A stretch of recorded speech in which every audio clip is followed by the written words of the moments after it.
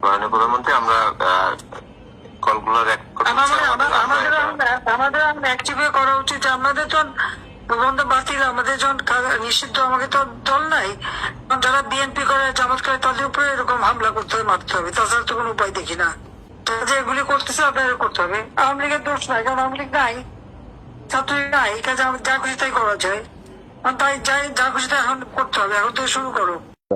নেত্রী, আমাদের যে ভাই বোনদের হত্যা করেছে, আমরা অস্ত্র তুলে নিয়ে এদেরকে হত্যা করবো ইনশাল্লাহ আগামীতে।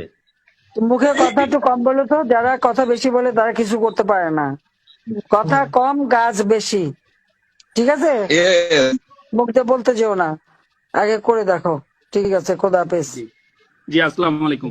আমি কিছুক্ষণ আগে একটি কথা বলেছিলাম যে আগামী 11 তারিখ থেকে আমাদের কিছু well trend expert team Dhaka শহরে প্রবেশ করবে।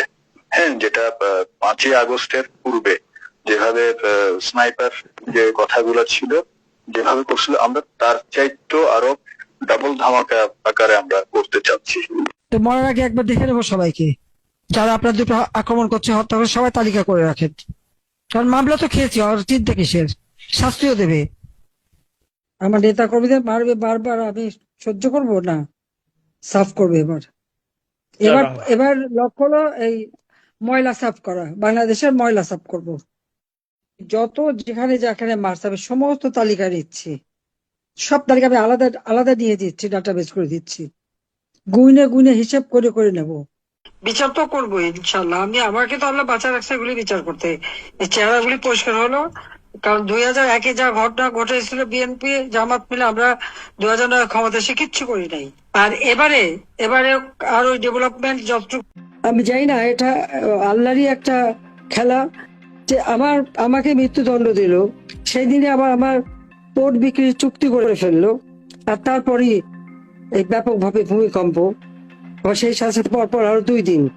আজকে এই ভূমিকম্পে যারা মারা গেছে, আমি তাদের আত্মার মাগফিরাত কামনা করি, এবং যারা ক্ষতিগ্রস্ত তাদের প্রতি সহানুভূতি জানাই, এবং যারা আহত তাদের চিকিৎসা যাতে তাড়াতাড়ি হয় সে কামনা করি। কারণ চিকিৎসার ক্ষেত্রেও একেবারে যাচ্ছে তাই অবস্থা, সঠিক চিকিৎসা পর্যন্ত পাচ্ছিল না।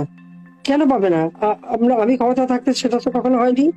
সঙ্গে সঙ্গে ভলান্টিয়াররা পৌঁছে গেছে, সঙ্গে সঙ্গে চিকিৎসার ব্যবস্থা, উদ্ধার কাজ সবকিছু আমরা করেছি, কিন্তু এরা সব দিক থেকে ব্যর্থ। আর তারপর এই সমস্ত অফিসারদের বিরুদ্ধে তারা কিভাবে, কোন সাহসে তারা ওয়ারেন্ট ইস্যু করে? এত সাহস পায় কোত্থেকে? আবার সেটা প্রশ্ন।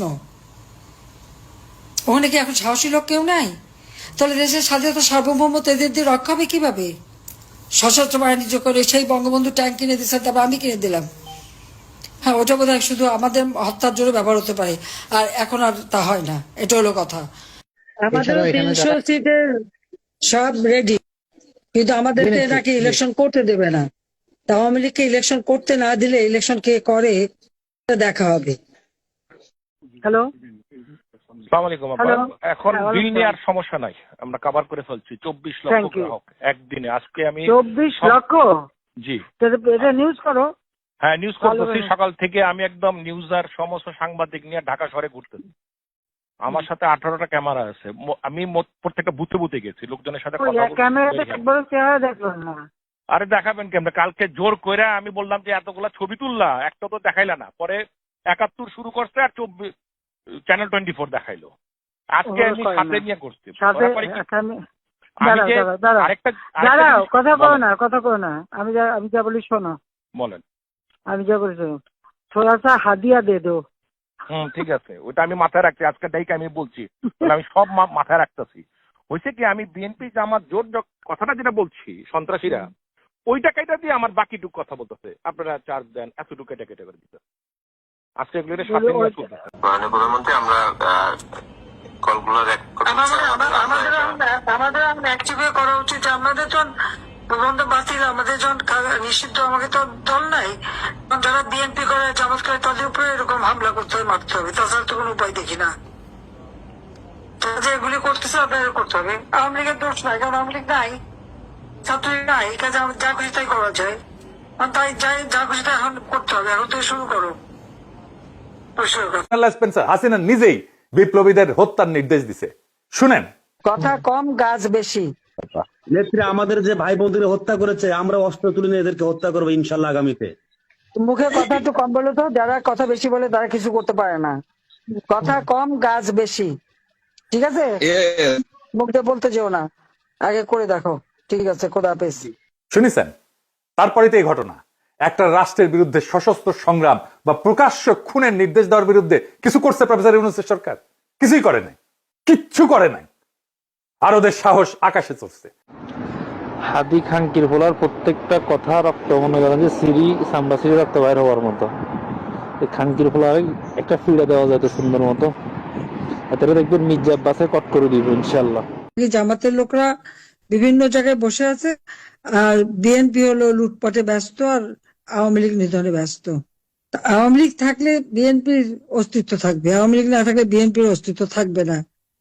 এটা বিএনপির বোঝা উচিত। মির্জা আব্বাস তো এই হত্যা চেষ্টার 1 নাম্বার সন্দেহভাজন। অবশ্যই যে কোনো অপরাধ বিজ্ঞানে মির্জা আব্বাসকে সন্দেহের তালিকায় রাখা হবে, এটা তার উপরে বিলা হয় না, এটাই নিয়ম। সে করাইছে কি করায় নাই সেটা অন্য আলাপ, কিন্তু হাদি মারা গেলে বা নির্বাচন করতে না পারলে হাদি, মির্জা আব্বাসের লাভ তো সরাসরি লাভ। এই তদন্তে মির্জা আব্বাসকে জিজ্ঞাসাবাদ করা হবে, যতই খারাপ লাগুক শুনতে, এটা করা হবে। শুটারদের সাথে মির্জা আব্বাসের কোনো কানেকশন আছে কিনা খুঁজে দেখা হবে, এটাই নিয়ম।